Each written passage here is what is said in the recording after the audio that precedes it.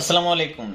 যাদের আপনার হাত পায়ে জয়েন্টে জয়েন্টে ব্যথা, বিভিন্ন প্রকার মেডিসিন সেবন করার ফলেও আপনি এটা থেকে কোনোভাবে মুক্তি পেতে পারছেন না, তাদের জন্য আজকের ভিডিওটা গুরুত্বপূর্ণ। সম্পূর্ণ ঘরোয়া উপায়ে এটা থেকে কিভাবে মুক্তি পেতে পারবেন, আজকের ভিডিওর মাধ্যমে সেই রেসিপিটা আপনাদের সাথে শেয়ার করব।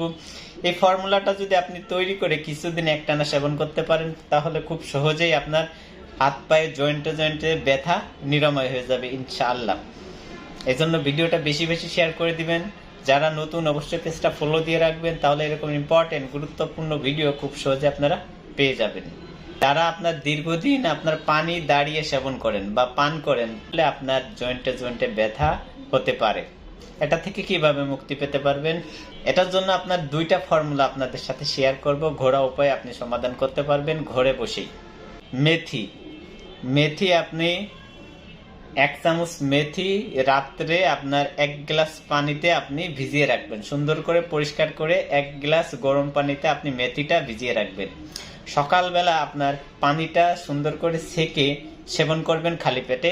আর যে মেথিগুলো থাকবে সেই মেথিগুলো আপনি চিবিয়ে চিবিয়ে খেয়ে ফেলবেন।